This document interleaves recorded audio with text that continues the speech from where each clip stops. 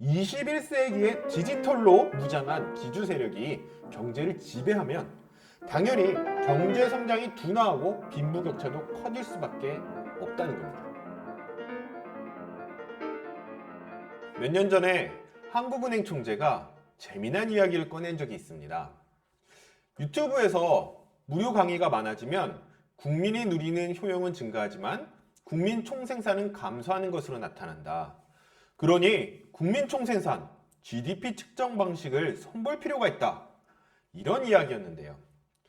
경제의 주요 지표들은 상품 가격을 기준으로 측정이 됩니다. 가격 없는 디지털 서비스 상품이 많아져서 기존에 가격이 있는 서비스 상품이 사라지고 이로 인해 경제 성장률 측정에 왜곡이 발생하고 있다는 겁니다. 이 이야기는 한국은행 총재가 유별나서 말한 건 아닙니다. 세계적으로 GDP 측정 오류 가설은 굉장히 큰 논쟁이 있었던 이슈였습니다.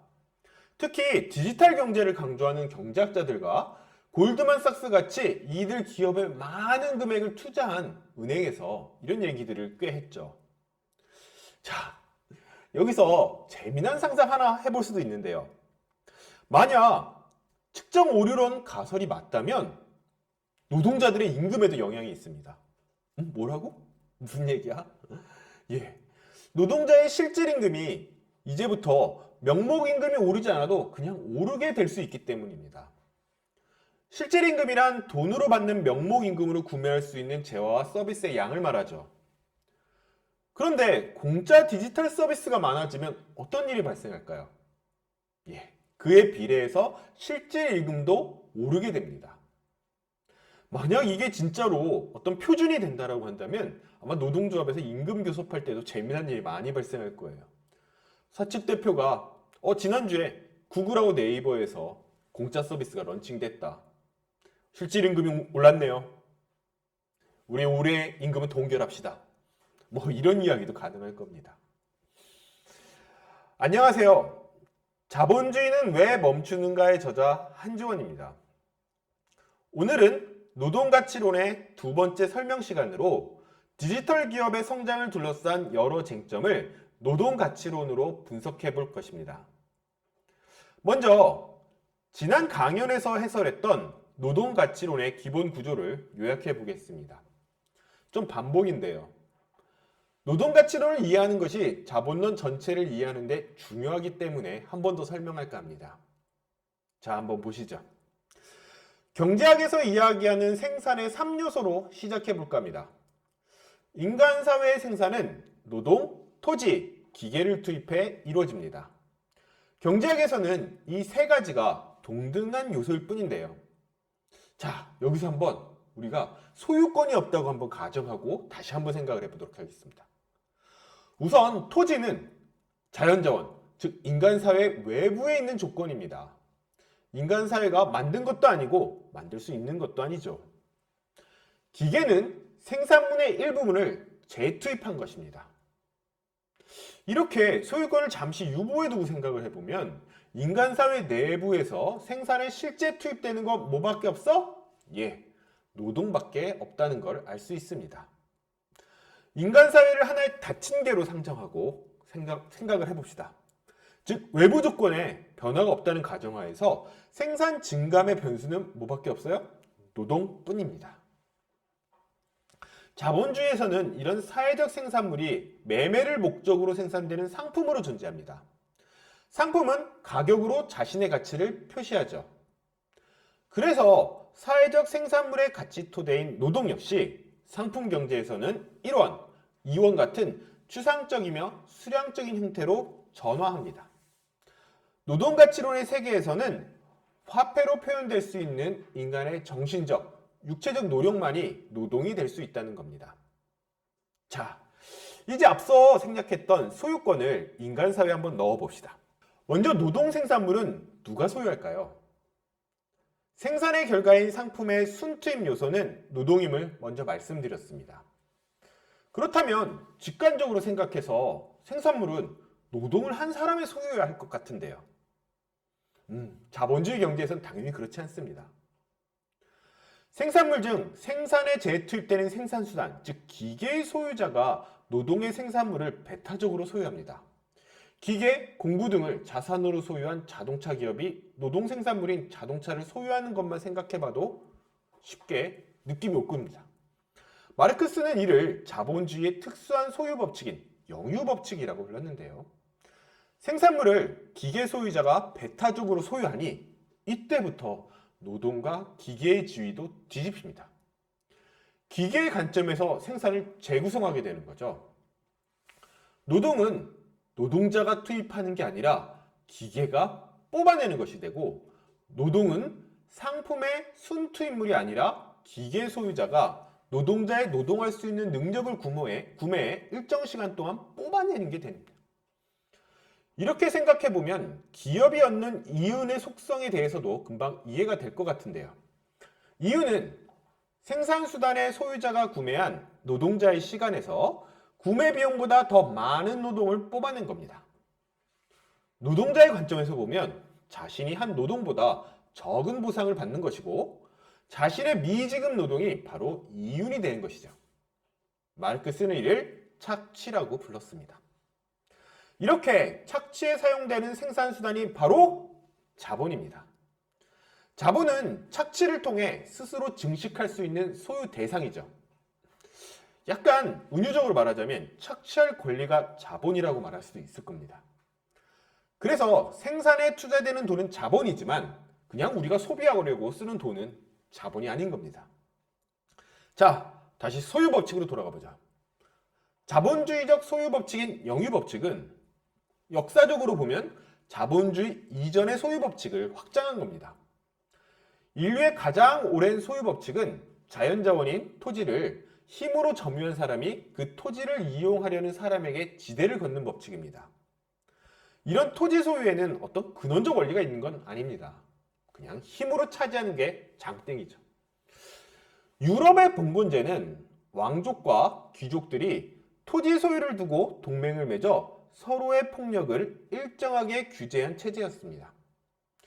중국과 한국의 여러 왕조는 왕이 모든 땅을 소유한다는 왕토 사상하에서 특정 토지를 대상으로 조세를 거둘 수 있는 수조권을 일종의 토지 점유권으로 인정한 체제였습니다. 자, 이런 현대 이전의 토지 소유, 지대 법칙은 기계를 이용한 상품 생산 영역에서 아예 생산물 전체를 소유하는 법칙으로 발전합니다. 토지를 이용한 생산물, 예를 들면 농산물의 일부를 지대로 받는 게 아니라 기계를 이용해 노동을 추출하여 만들어낸 상품 전체가 기계 소유자의 것이 되는 거죠. 노동자에겐 추출한 노동 중 일부를 임금이라는 이름으로 보상해 주는 겁니다. 그런데 역사는 일거의 모든 것이 사라지고 생기는 변화가 아니라 기존의 제도들이 새로운 제도와 공존하면서 변화하는 경로로 발전을 해나갑니다. 자본주의에서도 마찬가지였는데요. 토지 소유, 지대의 소유 법칙이 바로 그러했습니다. 노동가치론의 세계에서 상품의 가치는 그 생산에 필요한 노동에 비례합니다. 여기서 토지와 같은 자연자원은 생산에 반드시 필요하지만 가치를 스스로 만들어내지 못하는데요. 질 좋은 자연자원은 좀 더 적은 노동으로 유용한 생산물을 만들 수 있도록 해주죠. 즉, 생산성을 높여서 싼 가격의 생산물을 만들어준다는 겁니다. 그렇지만 인류에서 오랫동안 이어진 소유 법칙은 가치의 창조가 아니라 가치의 이전이란 형태로 노동가치론의 세계에 들어옵니다. 생산된 가치가 중 일부를 지대로 가져가는 거죠. 만약 임대료가 2억 원인 부지에서 한 공장이 10억 원의 노동을 추출해 상품을 생산했다면 이때 순 부가가치는 10억 원이지만 노동자의 임금과 공장주 이윤의 합은 8억 원밖에 되지 않을 겁니다. 만약 노동자의 임금이 임대료 전후에 다 7억 원으로 변화가 없다면, 지대가 없었다면 공장주는 3억 원의 이윤으로 신규 공장 투자를 할 수 있었겠지만 임대료를 내고 나면 1억 원밖에 남지 않습니다. 1억 원만 투자 자금이 되는 거죠. 임대료 탓에 공장의 어떻게 보면 관점에서 보자면 성장이 감소하는 겁니다. 자, 자본주의의 코어에서는 이런 식으로 임대료가 오히려 성장에 방해가 되는데요. 그럼에도 자본주의에서는 이런 자연의 점유로부터 발생하는 이득을 철저하게 보호합니다. 생산수단의 소유자가 노동생산물을 배타적으로 취득하는 영유법칙이나 자연자원의 점유자가 자원을 사용하는 사람에게 지대를 걷는 전통적인 소유법칙이나 재산소유권의 철칙이라는 거죠. 이는 자본주의가 봉건 지배계급과 전면전을 벌이면서 탄생한 것이 아니라 그들의 기득권을 보호하면서 탄생했던 맥락과도 관계가 있습니다. 예를 들면 영국의 젠트리, 프랑스의 부르주아 같은 자본주의적 소유법칙의 담지자들은 근대화 혁명을 진행하면서도 마지막에 가서는 귀족과 손잡고 노동자 계급의 급진적 운동을 탄압했습니다. 나중에 한번 이야기할 건데요. 19세기 프랑스 혁명사가 바로 이런 과정을 적나라하게 보여준 사례였습니다. 귀족과 부르주아가 겁나 싸우다가 그러다가도 노동자 계급이 나서면 함께 때려잡는 과정이 근 100년 가까이 이어졌으니 말입니다. 소유 그 자체로 소득을 얻는 전통적 형태의 지대는 근대 초기에 특허권이라는 형태로 발전합니다. 지식, 아이디어도 소유의 대상이 되고 그래서 그걸 사용하려면 토지를 사용해서 돈을 내야 한다는 건데요. 이런 특허권은 자본주의 발전에서 연구개발, 발명의 경제적 인센티브가 되었기 때문에 경제 성장에 상당히 기여를 하기도 했습니다. 물론 노동가치론의 세계에서 지대라는 본질이 변한 건 아니지만 그럼에도 토지와 같은 자연자원, 그냥 지구가 만들어 놓은 곳에서 지대를 얻는 것보다는 인간이 스스로 만든 것이기 때문에 도움이 됐다는 겁니다. 하지만 20세기 후반부터 상황이 달라집니다. 컴퓨터, 인터넷을 이용한 디지털 상품 영역이 만들어지면서 완전히 이전과 다른 상황이 된 건데요. 지적재산권, 정보 네트워크 같은 디지털 영역의 지대가 노동가치론의 세계를 지배할 정도로 어마어마하게 커집니다. 마이크로소프트, 구글 같은 디지털 기업의 경제 최전선에 있고 심지어 주식시장도 지배하고 있는 현재 상황을 생각해보면 아마 이해가 되실 것 같아요. 디지털 서비스는 개발 비용과 관리 비용을 제외하면 생산의 추가적 비용이 매우 작습니다. 서비스의 추가 생산에 추가적 노동이 거의 필요 없는 거죠. 윈도우즈를 예로 들면 카피가 증가할수록 가격은 사실 영원으로 수렴해야 합니다. 구글이나 페이스북의 경우도 추가 검색 또는 새로운 가입자의 비용이 추가되지 않습니다. 심지어 이들의 경우는 컨텐츠도 자신들이 만든 게 아니죠. 뭐랄까 한번 말하자면 정보의 가두리 양식장 같은 거라고 할까요? 뭐 좀 세련된 말은 네트워크 효과라고도 하죠. 어쨌든 이들이 버는 돈은 토지 지대와 비슷합니다. 마이크로소프트의 지적재산권은 지식을 사용하는 대가를 공권력의 힘으로 보장받는 겁니다. 구글의 광고 수입과 안드로이드 플랫폼 사용료는 디지털 영역의 통행세죠.